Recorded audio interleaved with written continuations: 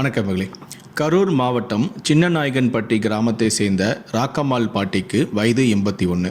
கணவர் எப்போதோ மறைந்துவிட தனது மகள்கள் இருவரும் தனது இறுதி காலத்தை இன்பமாக நகர்த்த பயன்படுவார்கள் என்று மலை போல நம்பியிருக்கிறார்.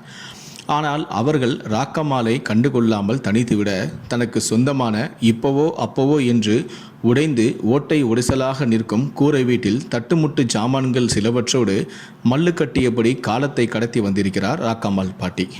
கால்காணி நிலம் இல்லை இவருக்கு. ஆனால் திருமணம் செய்து கொண்டு இங்கே வந்ததிலிருந்து தனது தேகத்தை உழைப்புக்கு கொடுத்து அந்த வருவாயை வாயை கட்டி வயிற்றை கட்டி சேர்த்து அதை கொண்டு நல்ல இடங்களில் தனது மகள்களை கட்டி கொடுத்தும் இருக்கிறார். கணவரும் தவறிவிட இனி மகள்கள்தான் உலகம் என்று மலை போல நம்பியும் இருக்கிறார். ஆனால் அந்த மகள்கள் தனது தாயை சுமையாக கருதி தனித்து விடப்பட்டும் இருக்கிறார்கள். ஆரம்பத்தில் கூலி வேலைக்கு போய் அந்த வருமானத்தில் தனது பாட்டை சமாளித்து வந்திருக்கிறார். ஆனால் 2 வருடங்களாக வயோதிகம் பாட்ட வருமானத்துக்கு வழியில்லாமல் ரேஷன் அரிசியை வைத்து காலத்தை உருட்டி வந்திருக்கிறார். தனக்கு ஏற்படும் நோய்களை சமாளிக்க இதர செலவுகளுக்கு என்று அரசு தரும் OAB உதவித்தொகைக்கு பலமுறை விண்ணப்பித்தும் இருக்கிறார். ஆனால் அரசு அலுவலர்களின் இரும்பு மனதிற்குள் ராக்கம்மாளின் வறுமை நிலை ஈரம் சேர்க்கவில்லை. இந்த சூழலில்தான் கரூர் மாவட்ட கலெக்டராக அன்பழகன் சமீபத்தில் பொறுப்பேற்றும் இருக்கிறார். வந்ததிலிருந்தே பல நல்ல விஷயங்களை செய்தும் வருகிறார். அரசு அலுவலர்களிடம் இணக்கம் காட்டியும் வருகிறார். அந்த வகையில்தான் அந்த பாட்டியை பற்றிய தகவல் அந்த ஊர்க்காரர்கள் மூலம் கலெக்டரின் கவனத்துக்கு வந்திருக்கிறது. உடனே அந்த பாட்டி ஊரின் அருகிலுள்ள மூக்கனாங்குறிச்சியில் நடக்கும் மனுநீதி நாள் முகாமுக்கு போகும்போது அந்த பாட்டியை பார்த்து வர ஏற்பாடும் செய்திருக்கிறார். தனது மனைவியிடம் இந்த பாட்டிக்காக நாட்டுக்கோழி குழம்பையும் வடை பாயாசத்தோடு கூடிய சைவ சாப்பாட்டையும் ரெடி செய்ய சொல்லியிருக்கிறார். அதோடு 2 காட்டன் புடவையும் தனது சொந்த காசிலே எடுத்துக்கொண்டும் இருக்கிறார். இவ்வளவையும் எடுத்துக்கொண்டு நேராக அந்த பாட்டி வீட்டுக்கு போய் பாட்டியிடம் சாப்பிட சொல்லி இருக்கிறார். அதுக்கு ராக்கம்மாளோ வந்திருப்பது கலெக்டர் என்று தெரியாமல் யாருப்பா நீ, எனக்கு சாப்பாடு கொடுக்க நீ யார் என்று கேட்டிருக்கிறார். அதை கேட்ட கலெக்டரோ, நான் உனக்கு தூரத்து சொந்தம், இந்தா உனக்காக இதையெல்லாம் தயார் பண்ணிட்டு வந்தேன், வயிறார சாப்பிடு என்று சொல்ல அப்போதும் தயங்கியிருக்கிறார் பாட்டி. அதற்குள் அருகில் இருந்தவர்கள் உன்னை மதித்து சாப்பிட சமைச்சு கொண்டு வந்திருக்காரு, தட்டாமல் சாப்பிடு என்று சொல்லியிருக்கிறார்கள்.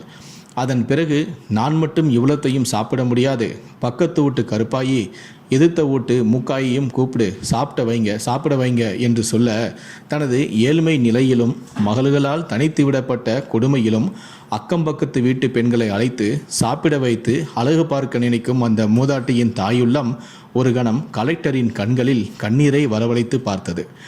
அவங்களுக்கு வர தனியாக இருக்கு பாட்டி, நீங்கள் முதல்ல இதை சாப்பிடுங்க என்று கலெக்டர் சொல்ல 4 பருக்கை அள்ளி திண்டுவிட்டு நாட்டுக்கோழி கறித்துண்டை கடித்தவர் கண் கலங்கி, நீ யாரோ தெரியலப்பா, ஆனால் இது போல் கடைசியாக நல்ல சாப்பாடு சாப்பிட்டு எத்தனை வருஷம் ஆகுதுன்னு நினைவில் கூட இல்லாமல் இருக்கு தம்பி என்று சொல்ல மறுபடியும் கலெக்டருக்கு கண் கலங்கியது.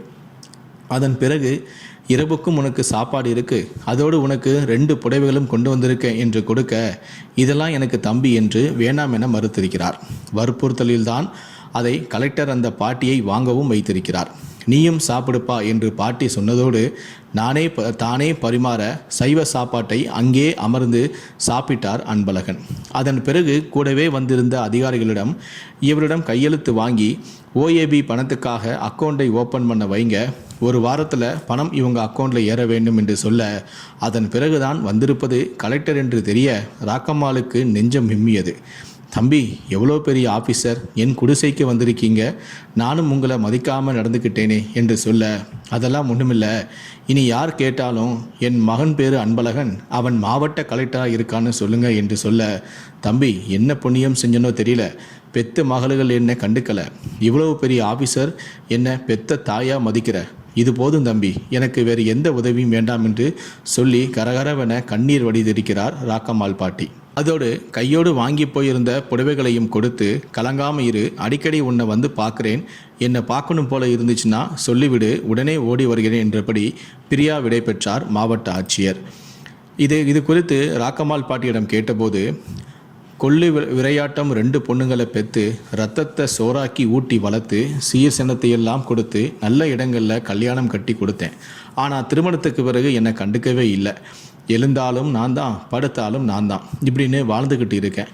ஓஏபி பணம் கேட்டு 100 தடவை அலைஞ்சிருப்பேன். எந்த ஒரு ஆஃபீஸரும் என்னை ஒரு மனுஷியாக கூட மதித்து பதில் சொன்னதில்லை. ஆனால் ஜில்லா கலெக்டரே என்னை வந்து பார்த்து சோறு போட்டு புடவை எடுத்து கொடுத்து ஓஏபி பணத்துக்கு ஏற்பாடு செஞ்சு பத்தாததுக்கு என்ன உன்னோட மகனாக நினச்சிக்க, ஊர்லையும் அப்படியே சொல்லுன்னு சொல்லி பெத்த மகள்களால் குளிராத இந்த வயித்தை குளிர வச்சுட்டாரு. அந்த வார்த்தை போதும் தம்பி, இன்னும் 20 வருஷம் இழுத்து பிடிச்சு வாழ்ந்துடுவேன் என்றபோது அவருடைய கண்கள் பணிந்தன. இது நடந்தது 2018 ஏப்ரல் மாதம். அதைத் தொடர்ந்து ஒரு வருடம் முடிந்த நிலையில் ராக்கம்மாள் பாட்டி எப்படி இருக்கிறார் என்று பார்த்து வர ஆட்சியரான அன்பழகன் மீண்டும் அவருடைய வீட்டுக்கு புறப்பட்டார். முன்பை விட இப்போது வயோதிகம் இன்னும் அதிகம் வாட்ட முகத்தை சுருக்கி பார்த்த ராக்கம்மாள் உடனே அன்பழகனை அடையாளமும் கண்டுகொண்டார். வாப்பா அன்பழகா, இந்த தாயை மறக்காமல் வந்து பார்க்க வந்திருக்கியே என்றபடி அவரது கைகளை பிடித்து அழைத்து போய் வீட்டுக்குள் அமர வைத்து இருவரும் பரஸ்பரம் அன்பாய் நலம் விசாரித்து கொண்டனர்.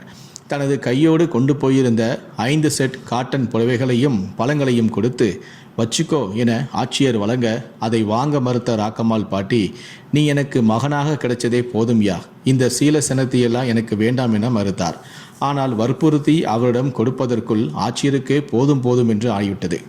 நீ எதுக்கும் கலங்காம தைரியமாயிரு, நான் உன்னை அடிக்கடி வந்து பார்த்துக்கிறேன், நான் உன்னோட கடைசி காலம் வரைக்கும் உனக்கு மகனாக இருப்பேன் என்றபடி ராக்கம்மாளிடம் இருந்து விடை பெற்றார் ஆட்சியரான அன்பழகன். இந்த சம்பவம் குறித்து ஆட்சியரான அன்பழகனிடம் பேசிய போது, 1 வருடம் ஆகியும் அவங்க என்னை மறக்கவில்லை, நான் கொடுத்த புடவைகளையும் முதல்ல வேணான்னுட்டாங்க, அவங்களுக்கு தேவை அன்பும் ஆதரவும் தாங்கிறது எனக்கு புரிஞ்சது, அது கிடைக்காம தான் அவங்க ஏங்கி கிடக்கிறாங்க. நான் கடந்த வருஷம் இவங்க வீட்டுக்கு போனதுக்கு காரணமே இந்த சம்பவத்தை பார்த்துட்டு அவங்க பிள்ளைங்க அவங்கள அரவணைப்பாங்கன்னு நம்பி தான் போனேன். ஆனால் இன்னமும் அவங்க ராக்கம்மாவை தள்ளியே தான் வச்சுருக்காங்க. பிள்ளைகளுக்காக 60 வயசு வரை பெற்றோர்கள் பணம்னு ஓடி கலைச்சிடுறாங்க. அதன் பிறகு அவர்கள் விரும்புவது மகனோ அல்லது மகள்களின் ஆதரவை தான். நல்லா இருக்கியா, சாப்பிட்டியா என்று அவர்கள் கேட்பதும் 2 வாக்கியங்களை தான். ஆனால் பெரும்பாலும் அப்படி யாரும் கேட்பதும் இல்லை.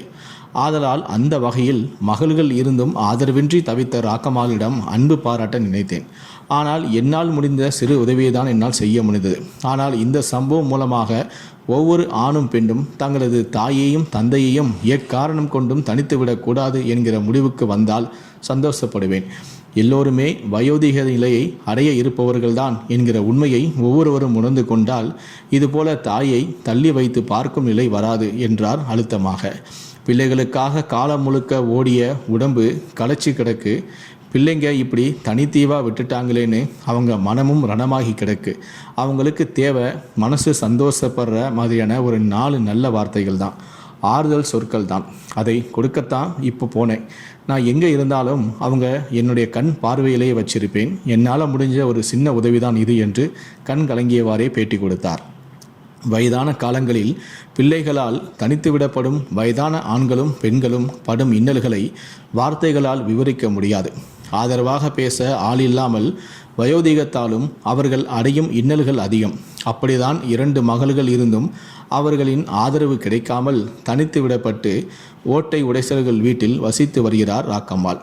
ஆனால் மாவட்ட கலெக்டரோ அவரது நிலைமையை உணர்ந்து வீட்டில் தனது மனைவியை சமைத்த நாட்டுக்கோழி குழம்பு வடை பாயாசத்தோடு கூடிய சைவ உணவையும் எடுத்துக்கொண்டு போய் அந்த பாட்டிக்கு பரிமாறி சாப்பிட வைத்ததோடு தானும் அவர் அருகிலேயே அமர்ந்து சாப்பிட்டு அந்த பாட்டியின் மனதில் தேங்கி கிடந்த துக்கங்களை எல்லாம் துடைத்து எறிந்திருக்கிறார். கூடவே நான் தான் இனி உங்களுக்கு மகன், எல்லோர்கிட்டையும் என் மகன் மாவட்ட கலெக்டர்னு சொல்லுங்க, தைரியமாக சொல்லுங்க என்று கலெக்டர் அந்த பாட்டியிடம் சொல்ல கண்களில் நீர் மூட்ட கலெக்டரின் பாசத்தில் திக்குமுக்காடி போயிருக்கிறார் ராக்கம்மாள் பாட்டி. கரூர் மாவட்ட கலெக்டர் அன்பழகன் தான் அந்த ஏழை பாட்டியிடம் அன்பை பொழிந்த மனிதர். இந்த கலெக்டரை பாராட்டணும் அப்படின்னு நினைக்கிறவங்க இந்த வீடியோக்கு லைக் கொடுத்துட்டு உங்களுடைய பாராட்டுகளை கீழே இருக்கக்கூடிய கமெண்ட் செக்ஷனில் மறக்காமல் சொல்லுங்கள். முடிந்தளவுக்கு இந்த வீடியோவை மற்றவங்களுக்கும் ஷேர் பண்ணுங்கள். மேலும் இது போன்ற பல வீடியோக்களை நீங்கள் பார்க்கணும் அப்படின்னு நினச்சிங்கன்னா மறக்காமல் நீங்கள் சப்ஸ்கிரைப் பண்ணுங்கள். கூடவே அந்த பெல் சிம்லையும் மறக்காமல் கிளிக் பண்ணுங்கள். நன்றி, வணக்கம்.